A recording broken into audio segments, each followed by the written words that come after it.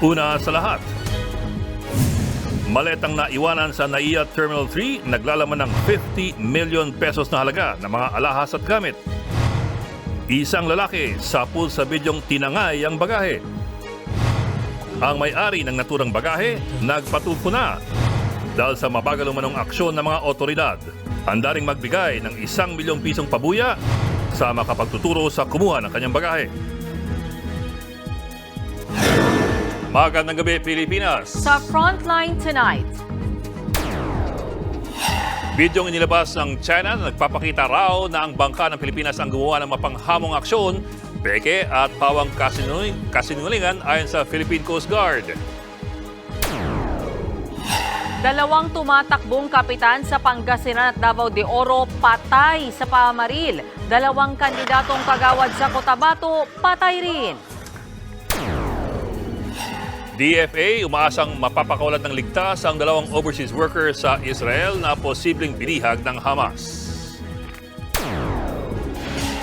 Bahay ng mga informal settlers sa Manila North Cemetery pinagbabaklas mahigit 1 linggo bago magundas. Maruming tubig sa Imburnal biglang bumulwak sa loob ng samparalan sa Russia. At sweet photos sina Taylor Swift at rumored boyfriend niyang si Travis Kelce trending.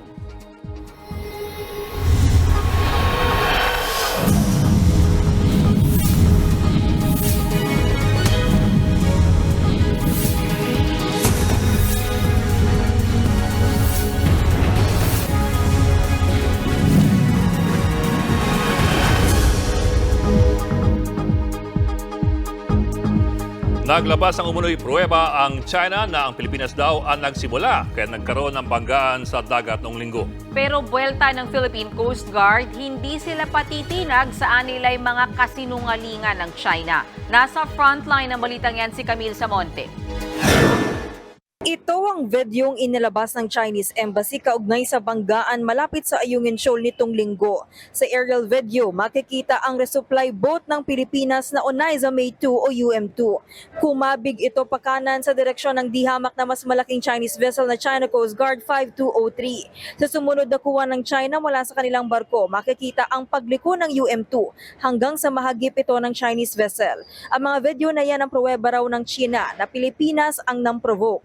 Makikita raw sa naturang video ang delikadong pagmaniobra ng UM2. Buwelta ng Philippine Coast Guard, puwenta ng China yan, kaya malamang sila ang bida. Of course, the video that they are going to show are on their own advantage. But for the Philippines, as I said, we don't respond to lies. We don't comment on fake narratives. Our claims are always supported by compelling videos and images. Ang mga kasama rin nilang media raw ang magpapatunay ng panghaharas sa atin ng China. Mismong News 5 nga ang nakakita kung paano dinikitan, pinalibutan hanggang sa mabangga ng barko ng China ang ating BRP Cabra kahit napatay na ang makina nito. Gayon din ang estratehiya ng China na harangin at paghiwalayin ng supply boat na naka-escort na barko ng Pilipinas. Pinamamadali na ni Pangulong Bongbong Marcos ang investigasyon sa banggaan. The commitment of the Commandant of the Philippine Coast Guard, Admiral Ronnie Hilgavan, is within 5 days that we started the investigation.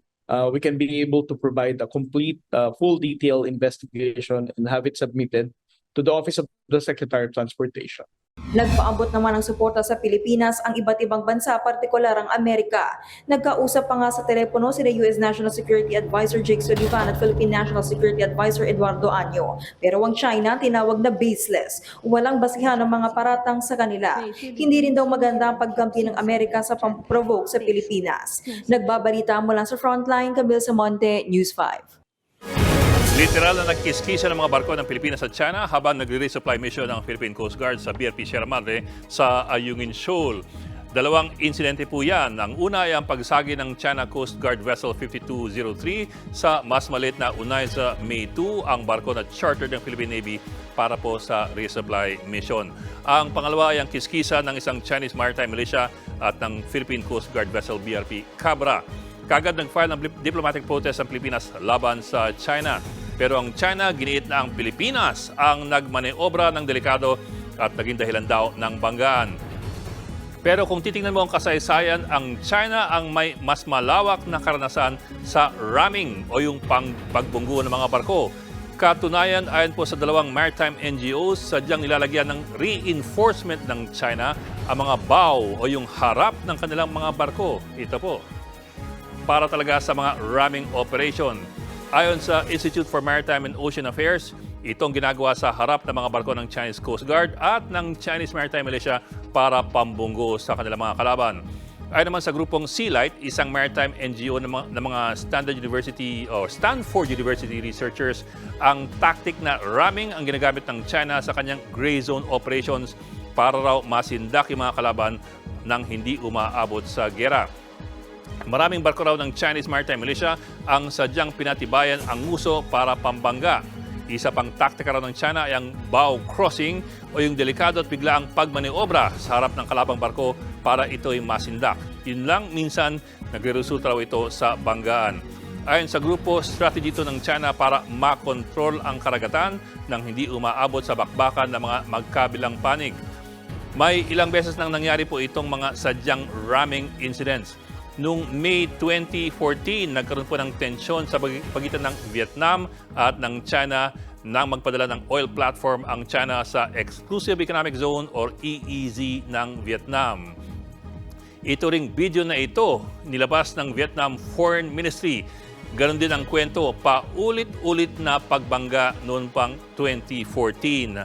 Makikita mo nga yung mga yupi-yuping bakal dahil po sa banggaan at meron pa mga casualties. Kahit ang Japanese Coast Guard, kinalaban na rin ng Chinese Maritime Militia. Kuha po itong taong 2010 sa may Senkaku Islands doon po sa bandang Hilaga naman. Ang Minjinyu 5179, walang kabog-abog na binangga ang Japanese Coast Guard ship. Ang Japanese Coast Guard ship na ang umarangkada para lang makalayo. Pero in fairness, bagamat sila ang pinakamadalas gumagamit ng taktikang ito, hindi lamang po ang China ang gumagamit ng ramming.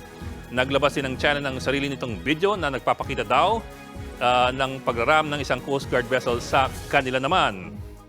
Ito naman, video na inilabas ng Indonesian Navy na nagpapakita ng pagbangga sa kanila ng Vietnamese Government Fisheries Surveillance Vessel. Sinisita raw ng Indonesian Navy ang mga illegal na Vietnamese fishermen nang banggain sila nitong barko ng Vietnam. Sa galit po ng mga Indonesians, naglabasan ng mga baril at pinagpupukpok ng mga tripulante ang barko ng Vietnam. Ayan po. Galit na galit. Awa ng Diyos, hindi ito humantong sa barilan. Ito nagiging low-intensity conflict ng mga magkakaribal na barko ng mga magkakapitbahay na bansa.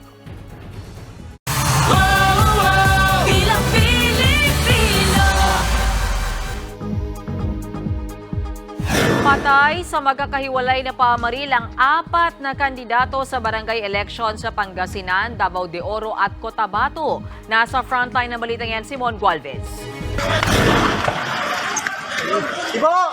Nabulabog ng sunod-sunod na putok ng baril ang barangay Rosary Heights 12 sa Cotabato City pasado alas 9 kagabi. Punta niyo si Cap. Sino Marigoy? Si Bimbo. 3 ang patay sa insidente, kabilang ang 2 kandidato sa pagkabarangay kagawad at isang sibilyan. Base sa investigasyon, nagdidikit ng tarpaulin ng mga biktima nang bigla silang paulanan ng bala. Agad namang naresto ang 12 sospek, kabilang ang isang pulis. Nakakulong na sila ngayon habang inaayos ang kasong isasampa laban sa kanila. Ayon sa Cotabato City Police, isolated ang nangyari, kaya wala raw dapat ikabahala ang mga residente. We assure and ensure that the safety of the voters or the constituents, particularly in that barangay, that they don't have any worries. Sinagundaan niya ng COMELEC. Wala pa pong advice o recommendation ang Philippine National Police. Hintayin po natin dahil sa development na pangyayari na pagkamatay at isang insidente, isang karumal-dumal na krimen na at least at this point kinukonsider natin election-related. Sa Aguilar, Pangasinan naman, patay ang isang kumakandidatong barangay chairman. Kinilala ang biktima na si Arnel Adolfo Flormata. Base sa investigasyon, nagpapalit ng damit si Flormata sa kanyang kotse matapos ang meeting de avance nang bigla siyang barilin ng hindi pa nakikilalang lalaki. Nakatakas ang sospek sakay ng tricycle. Dahil sa insidente, posible umanong mapabilang ang barangay Bayawas sa COMELEC areas of concern. Sa Montevista, Davao de Oro naman, patay din ang tumatakbong kapitan na si Alvin Garcia matapos siyang barilin ng mga hindi pa nakikilalang gunman kaninang umaga. Away politika ang isa sa mga tinitignang motibo sa krimen. Sa pinakahuling tala ng COMELEC, 25 na ang election-related violence ngayong 2023 barangay at SK elections. Nananawagan ng COMELEC sa mga otoridad na mas paigtingin pa ang pagbabantay sa mga checkpoint para maiwasan ang karahasan. Nagbabalita mula sa Frontline, Mon Gualvez, News 5. Nalimutan mo na ba kung saan presinto ka boboto sa barangay elections? Huwag po mag-alala dahil available na ang Precinct Finder ng COMELEC. Bisitahin lamang ang website sa precinctfinder.comelec.gov.ph. Pagkatapos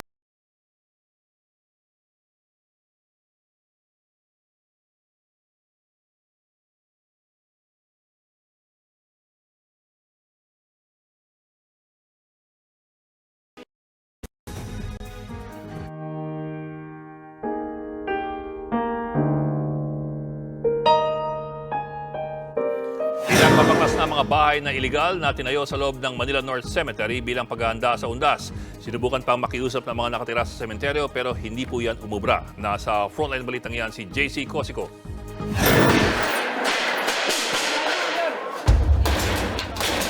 Pinagbabaklas ang mga yero at giniba ang mga estruktura. Ito ang eksena sa clearing operation ng Manila LGU sa loob ng Manila North Cemetery kanina. Bahagi yan ng paghahanda sa paggunita ng undas sa November 1. Sa gitna ng demolisyon, panay pakiusap ang mga nakatira sa sementeryo. Kasi makikiusap na lang. Alam nyo, Brad, puro tayo na lang ang gigiba, kayo na lang. Hindi, dito lang kasi dati. Ilang taon na ba tayo nag-uusap dito, Brad? Ito lang po kasi pinapalis dati. Hindi, pinapalis pati yan, kailangan alisin yan. Ano ba yan? Bahay yan eh. Ano ka ba? Yan ha, tatanggalin na namin yan. Okay? Kami na lang, sir, pwede. Tutulungan na namin kayo. Ayon sa mga otoridad, matagal na nilang pinaalis ang ilang nakatira sa loob ng libingan. Kapag pinagbigyan nilang kusang magbaklas, hindi naman daw ginagawa. Pag isi-census mo sila, sasabihin, saan ba yung struktura nila? Hindi, nandun sa ibabaw ng ano eh, ng nicho. Oh, hindi ganun, pwede yun. Para sa patay, kita mo may mga buhay, ano ba naman yan? Hindi po pwede yun. Wala namang nagawa ang ilang residente at nag-alsa balutan na lang. 300 hanggang 400 informal settler families ang nakatira dito sa loob ng Manila North Cemetery.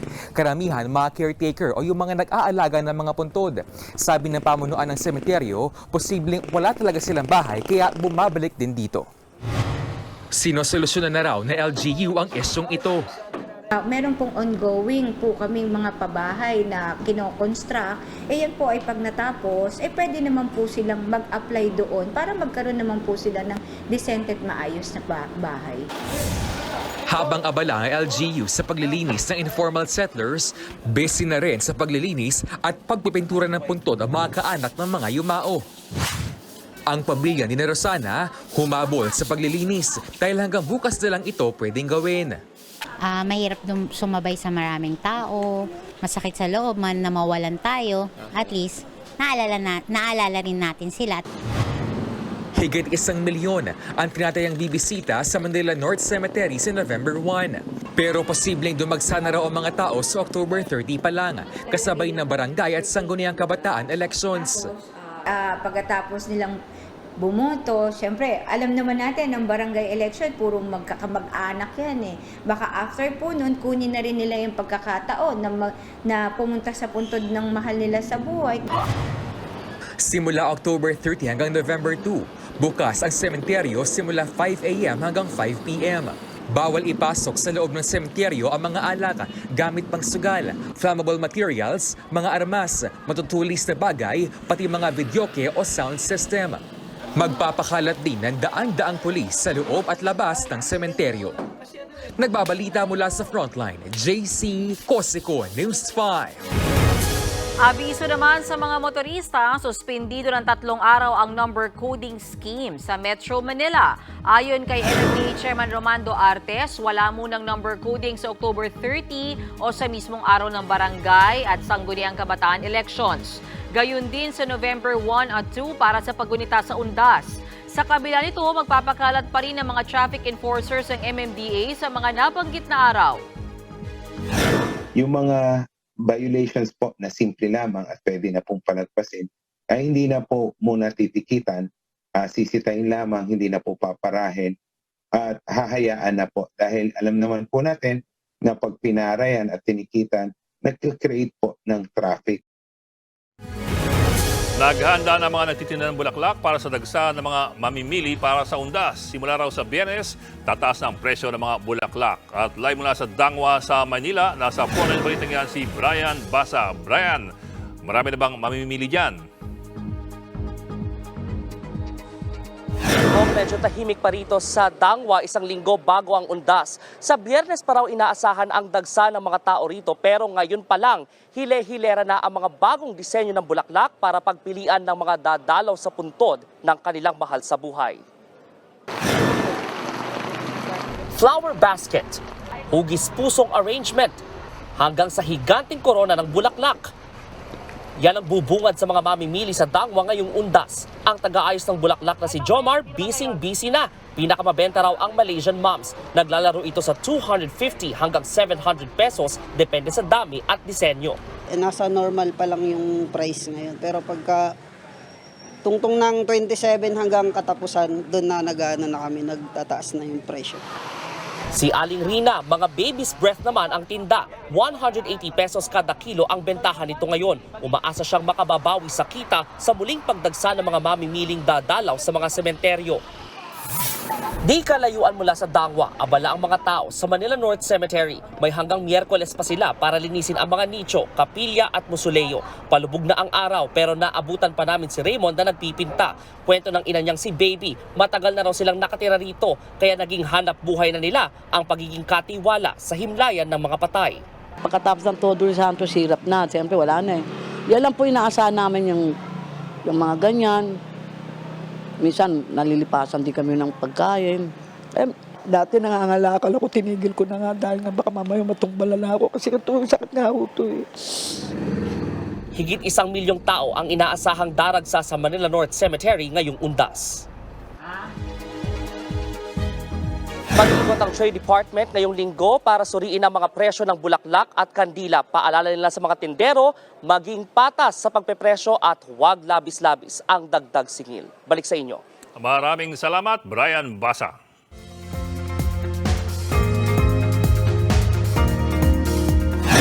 Makulimlim na panahon na may mga pag-ulan ang mararanasan hanggang bukas. Epekto po yan ng amihan at shear line o pagkasalubong ng hangin na nagdudulot ng ulan. Malaki ang tsansa sa pag-ulan sa Batanes, Cagayan at Apayao. Bahagyang makulimlim naman na may pulupulong pag-ulan sa Ilocos Region. Gayon din sa natitirang bahagi ng Cordillera at Cagayan Valley. Uulanin din ang Metro Manila at natitirang bahagi ng Luzon. Pinag-iingat naman ng Pag-asa ang publiko sa mga posibleng pagbaha at pagguho ng lupa dulot ng mga pag-ulan. Susunod, 1 milyong pisong pabuya ibibigay sa sinumang makapagtuturo sa tumangay sa maletang milyon-milyong pisong halaga ang laman. 4 na hostage ng Hamas pinakawala na. 2 Pilipino pinaniniwala ang bihag pa rin ng grupo. At picture kung saan kinis ni Taylor Swift ang football player na si Travis Kelce, trending. Magbabalik pa ang Frontline tonight.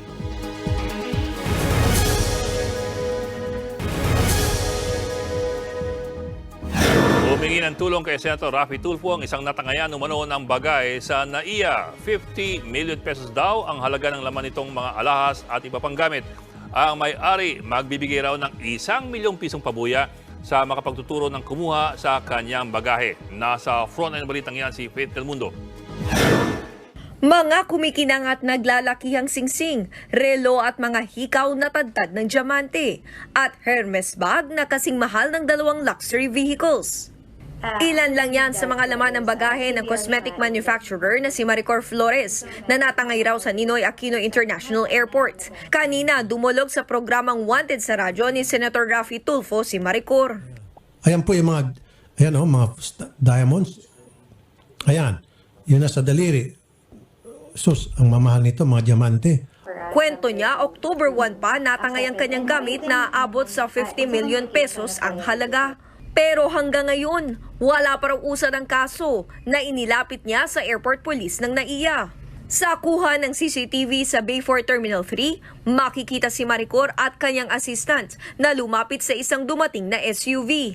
Dali-daling sumakay si Maricor at iniwan ang hila-hilang maleta sa pag-aakalang kukunin ito ng kanyang driver. Nagkaroon lang na misconfusion sa amin ng driver ko kasi all the while, normally kasi sa amin is ako talaga yung kukuhanin niya and then pagbubukas ng pintuan. But nakita ko kasi siya, nakita ko na siyang papunta sa akin. So, iniwan ko na yung bag. Inikutan niya yung staff ko kasi baka siguro iniisip niya mas madaming dala. Tuliro at nagmamadali rin noon si Maricor dahil papunta siya ng Maynila para puntahan ang amang may sakit. Somewhat nag-hysterical na ako kasi parang sabi ko everything is there. Yun yung paulit-ulit ko na sinasabi dun sa staff ko and dun sa driver ko na umiyak na ako actually. Umiyak na ako kasi the reason why I'm rushing to ride the car is because I want to go to Asian Hospital because yung daddy ko is nasa ICU. And day before that kasi sinasabi na nila na he's due for intubation. Nang makalis ang sasakyan ni Maricor at ang mga pasahero sa paligid, isang lalaki ang lumapit at umupo sa naiwang maleta. Nagpalingalingang lalaki. Ilang saglit pa, isinakay niya ang bag sa hila-hilang trolley. Umupo pa ulit ang lalaki bago raw tuluyang naglakad palayo dala ang maleta. Malaking kawalan kay Flores ang mga alahas at gamit na nanakaw, lalo't malaki na ang bill ng kanyang ama na nasa ICU pa rin. Handa rin daw silang magbigay ng 1 milyong pisong pabuya sa makakapagturo sa kumuha ng maleta. Ang NBI naman nangako maglalabas ng enhanced copy ng litrato ng suspect para mabilis siyang matuntun. Nasabon tuloy ni Senator Tulfo ang NBI dahil sa anyay matagal na takbo ng investigasyon. Pati ikaw sa napagbibintangan.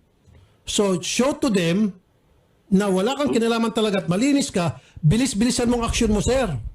Ayon sa abogado ni Maricor, posibleng sampahan ng kasong pagnanakaw ang suspect. Isang klase ng theft yung pagka may napulot kang nawawalang bagay at hindi mo isinurrender sa local authorities o ibinalik mo doon sa nagmamayari.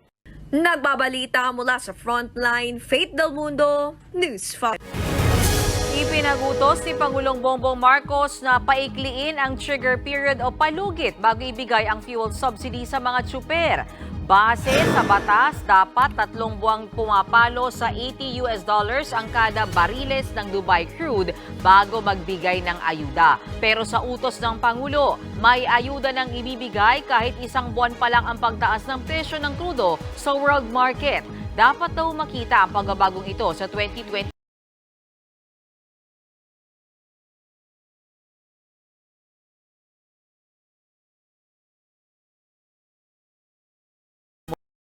Ibang ahensya. Patuloy na hinahanap ang 2 pang overseas workers na posibleng kasama sa mga binihag ng grupong Hamas. Nagbanta naman ng Israel ng mas matindi pang pag-atake. Nasa frontline balitang yan si Elaine Pulhencio. Paghuhukay ng mga residenteng natabunan ng guho at pagsusugod sa ospital ng mga sugatan. Halos ganito lagi ngayon ang mga tagpo sa Gaza City dahil sa walang patid na airstrike ng Israel. Hindi nila tinitigilan ang lugar para mapulbos ang grupong Hamas. Pagmamalaki pa ng Israel Defense Forces, dose-dose ng Hamas hideout na ang napasabog nila. Patikim pa lang daw yan ng mas matinding pag-atake ng kanilang puwersa. Sa kabila ng pagiging mas agresibo ng Israel, hindi pa rin natitinag ang Hamas. Sa video ngang ito, kita ang sunod-sunod na pagpapakawala ng racket ng grupo mula sa masukal na gubat na ito. Napuruhan din daw ng Hamas ang mga base militar ng Israel. Sa mahigit 3 linggo ng digmaan, umakyat na sa higit 5,000 ang patay sa loob pa lang ng Gaza Strip. Mahigit 15,000 naman ang sugatan. Inalala ng mga taga Tel Aviv ang mga nasawi sa pangmamassacre ng Hamas sa pamamagitan ng paglalagay ng kanilang larawan sa mga silya ng isang sinihan. Libo-libo pa rin ang nawawala. Katunayan, 2 Pinoy ang pinaghahanap sa Israel ayon sa ating Department of Foreign Affairs. Posibleng bihag din sila ng Hamas. Hindi natin alam talaga kung nasan sila pero we can consider na maaaring kasama sila sa mga bihag ngayon. Kaya itong pagpapakawala ng mga bihag. 4 na yung hostages na pinakawalan na gives us hope, no? Na kung kasama man yung ating dalawang kababayan, ay buhay pa sila. Kasama rin ng libo-libong stranded sa Gaza ang halos 140 Pinoy. Karamihan sa kanila may mga asawang Palestino. Puspusan na rin ang panawagan ng Israel sa mga nasa Gaza na lumikas na. Pero ang ilan, nagmamatigas pa rin. Nakapasok na sa Gaza ang ikatlong bugso ng ayuda para sa mga stranded sa gera. Pero nangangamba pa rin ang ilang residente at mga ospital dahil sa nauubos ng petrolyo. Nakadepende na lang sila rito dahil sa kawalan ng kuryente. Natatakot na rin ang mga residente sa pagkalat ng nakakahawang sakit, lalo't ubos na rin ang supply ng gamot. Nagbabalita mula sa Frontline, Elaine Fulgencio, News 5. Showbiz tonight na tayo! Mark your calendar, pillow and jeans. Muling magko-concert sa Pilipinas ang K-pop group na ENHYPEN. Isa pang trending ngayon, si Taylor Swift dahil sa kanyang bagong love story. Narito ang report. Love is in the air para kay Taylor Swift. Trending ang sweet photo sila ng rumored boyfriend niyang American football player na si Travis Kelce. Pero ang mas pinag-usapan, ang picture nila kung saan kinis ni Taylor sa chick si Travis. Kasama nila sa picture ang couple na si Nacharia Gordon at isa pang football player na si Nicole Hardman. Ayon sa ilang ulat, kuha ang mga ito pagkatapos ng kanilang laro kahapon. At speaking of Taylor, nag-number 1 sa Billboard Hot 100 ang kanyang 2019 song na Cruel Summer. Ito na ang pang-10 niyang kanta na nanguna sa naturang chart. Last October 18 lang nang i-release ni Taylor ang live version ng Cruel Summer mula sa kanyang The Eras Tour. From kilig moment to break up, kumpirmadong hiwalay na sina Blackpink Jisoo at Korean actor na si An Bo-yoon. Sa ulat ng ilang Korean news outlet, naghiwalay na raw sina Jisoo at Bo-yoon dahil sa kanilang busy schedules. Kinumpirma din yan ng management ni Jisoo na YG Entertainment. Last August lang nang aminin ng kani-kanilang talent agencies na nagde-date ang dalawa. Sa ngayon, nagpe-prepare si Jisoo para sa upcoming debut niya sa isang pelikula. Marami ring nakalinyang proyekto si Bo-yoon ngayong taon.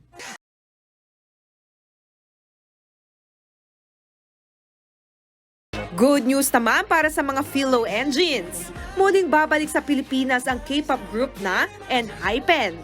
Sa kanilang photo announcement, para ito sa kanilang Fate Tour sa New Clark City Stadium sa Tarlac. Sa February 3 na yan next year. Wala pang ibang detalye kaugnay sa concert ticket. Last February lang na mag-concert sa bansa ang ENHYPEN with their Manifesto World Tour. Patikim pa lang yan sa ating showbiz tonight at dyan lang kayo mga kapatid. Susunod, isinampang kaso ni Congresswoman Franz Castro laban kay dating Pangulong Rodrigo Duterte. Wala raw legal na basihan ayon kay Attorney Salvador Panelo. CBCP kumalasa sa Executive Committee ng NTF-ELCAC. At sa pool sa video, humaharurot na riders sumalpok sa pick-up at trailer truck sa isang highway sa Amerika. Tutok lang mga kapatid dito sa Frontline Tonight.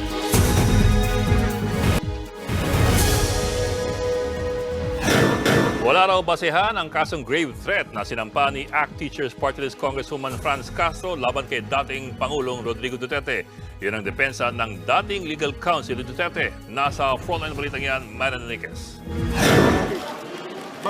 Maagang nagtungo sa Quezon City Prosecutor's Office si ACT Teachers Party List Representative Franz Castro para maghain ng criminal complaint laban kay dating Pangulong Rodrigo Duterte. Grave threat in relation to Cybercrime Prevention Act of 2012 ang inihablang reklamo ni Castro dahil ito sa mga umano'y pagbabanta raw sa buhay ni Castro na sinambit ng dating Pangulo sa kanyang TV program sa SMNI. Napanood daw ni Castro sa video na naka-upload sa Facebook ang ilang bahagi ng mga sinabi ni Duterte sa episode ng kanyang TV program. Ayon kay Castro, lubos siyang natakot para sa kanyang buhay at seguridad nang marinig niya ang mga binitawang banta ni Duterte. Sa unang part, binanggit niya naman buo yung Franz Castro. Kaya talagang ako na yon kasi wala namang representative or kongresista na Franz Castro ang pangalan. Isa pa sa sinabi niya, ang una mong target dyan sa intelligence fund mo, kayo, ikaw, Franz, kayong mga komunista ang gusto kong patayin. Sabihin mo na sa kanya. Giit pa ni Castro, kumpiyansa siya na may laban sa kaso, lalo't wala ng immunity from suit ang dating Pangulo. Hindi niya dapat ginagawa ito sa isang kongresista, much more sa ating mga kababayan, sa ating mga mamamayan. Kaya it has to stop. Kaya sinabi nga natin, tigilan na ni dating Presidente Duterte yung mga pagbabanta. Sa ilalim ng revised penal code, multa at hanggang 6 na buwang pagkakakulong ang parusa para sa grave threat. Pero paliwanag ng isa sa mga abogado ni Castro na si Attorney Tony Lavinia, maaari itong tumaas kung ang grave threat ay maituturing na cybercrime o ginawa sa pamamagitan ng electronic channels. Dahil cybercrime ito, tataas siya ng isang antas. So maximum is mabibilanggo si President Duterte ng 6 years, and 1 day, 6 years lang. And then, mapafine ng 100,000. Naniniwala naman ang dating legal counsel at tagapagsalita ni Duterte na si Attorney Salvador Panelo na walang legal basis ang inihaing reklamo at tanging propaganda lang ang layunin ng kampo ni Castro. Giit pa ni Panelo, common name daw ang pangalang Franz at walang binanggit na apelyido. Ang malinaw daw ay mga komunista ang pinatutungkulan ni Duterte. Hirit pa ni Panelo, inaamin daw ba ni Castro na isa siyang komunista? Wala pang pahayag si dating Pangulong Duterte sa isinampang reklamo ni Castro. Nagbabalita mula sa Frontline, Marian Enriquez, News 5. Pumalas na ang Catholic Bishops Conference of the Philippines o CBCP sa Executive Committee ng NTF-ELCAC. Ayon kay CBCP Executive Secretary Father Jerome Ceciliano, gustong panatilihin ng kanilang grupo ang pagiging independent. Kahit wala na sa Executive Committee ng NTF-ELCAC, tuloy pa rin naman daw ang kanilang ugnayan sa NTF-ELCAC. Ikinatuwa ng Student Christian Movement of the Philippines sa hakbang ng CBCP. Giit ng SCMP, dapat nang tapusin ang pakikipag-ugnayan sa ahensya na sangkot umano sa human rights violations gaya ng red tagging.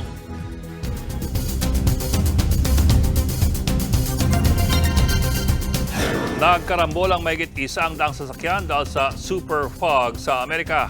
Ang isang rider naman ang maswerte na kaligtas ng madisgrasya sa highway.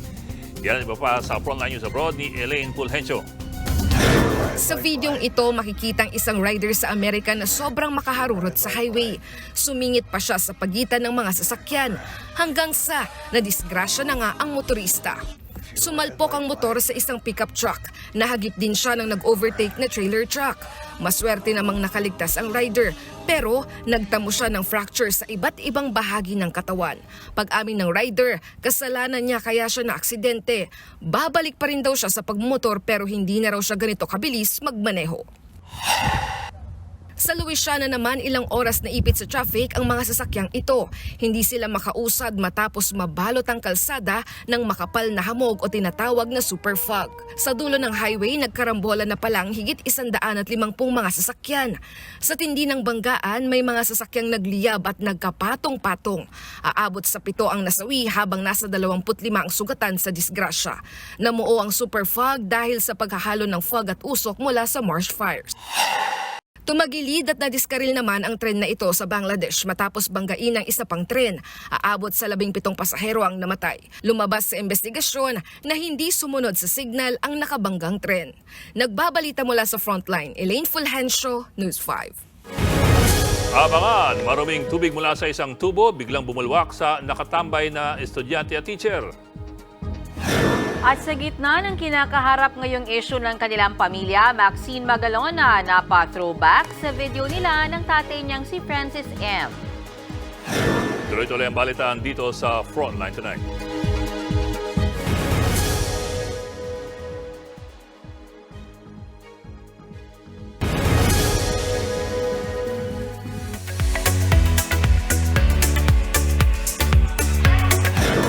Napa-throwback ang aktres na si Maxine Magalona sa isang moment nila noon ng kanyang yumaong ama na si Francis M. It's time to pass the microphone. We doing this freestyle. Look at Maxine, she's breaking out into a smile. She's trying to laugh, she's trying to get out of this, cause she can't beat the one. Pinost yan ni Maxine sa kanyang Instagram kasunod ng paglantad ng isa pang pamilya umano ni Francis M. Kita sa throwback video ang masayang batang Maxine habang nakikinig sa kanyang tatay na nagra-rap habang nagdadrive. Ang caption dyan ni Maxine, "Rest in peace, Papa." Wala pa rin pahayag ang Magalona family kaugnay sa umano'y anak sa labas ni Francis M. Heto ang isa pang chika. Nagsimula ng mag-promote ng kanilang pelikula ang cast ng Penduko para sa kanilang Metro Manila Film Fest campaign.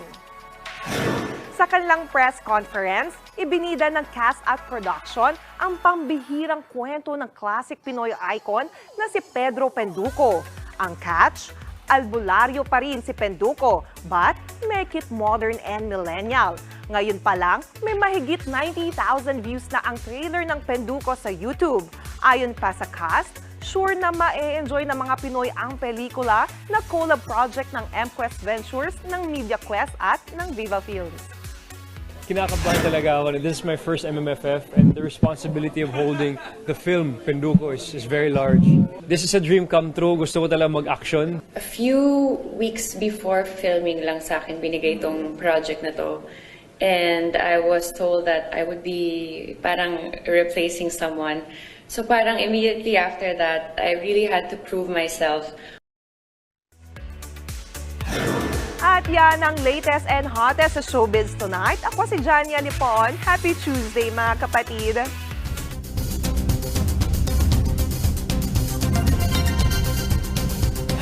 Pasintabi po sa mga nagmi-midnight snack na bugahan ng bumulwak na maruming tubig ang isang estudyante at guro sa Russia. Kadugyutan din ang ginawang pag-ihi ng isang lalaki sa mga sangkap sa paggawa ng alak. Yan at iba pa sa Frontline News Abroad ni Mardinel Caide. Nakaupo lang ang teacher at ang estudyanteng ito sa corridor ng isang technical school sa Russia. Nagla-laptop ang estudyante katabi ang guro. May lumapit ding isa pang teacher. Maya-maya, nangyari na ang hindi inaasahan. Bigla na lang may bumulwak na maruming tubig mula sa pader. Basang-basa ang estudyante at guro sa lakas ng pagbulwak ng tubig na dulot umano ng sumabog na sewage pipe. Sa China naman, sa pool sa CCTV ang isang factory worker sa Shandong province. Nasa loob ng isang malaking container ang lalaki. Maya-maya, ibinaba niya ang zipper ng kanyang pantalon at inihian ang sangkap sa paggawa ng beer. Iniimbestigahan na ng mga pulis at ng health officials ang insidenteng yan. Tiniyak naman ng may-ari ng kumpanya na hindi na-deliver ang inihiang sangkap ng beer. Pumanaw na sa edad na 31 ang itinuturing na world's oldest dog na si Bobby. Marami rin ang bumilib sa tagal ng buhay ng Portuguese watchdog. 12 hanggang 14 years lang kasi ang average na buhay ng breed ni Bobby. Ayon sa kanyang fur parent, nakatulong sa mahabang buhay ni Bobby ang katahimikan sa kanilang lugar. Hindi siya ikinakadena at kung ano ang kinakain nila, kinakain din daw ni Bobby. Nagbabalita mula sa Frontline, Marlene Alcaide, News 5. Hoy mga kapatid, teka lang, 62 days na lang po, 62 days na lang po, Pasko na. At bago yan, kahapon ay National Slap Your Irritating Coworker Day. Dalawa, dahil kahapon pa yan. Wait. Dali. Ako din. Yan. Deserve na deserve. Nakabawi din tayo. Sarap. Baka may dumagdag pa, dali. At yan ang 45 minutes ng paghimays malagang headlines. Balita at diskusyon para sa paghubog ng matalinong opinyon. Kami inyong kasangas sa pagbabalita. Ako po si Mean Los Baños. Ako naman po si Edwin Gao. Magandang gabi.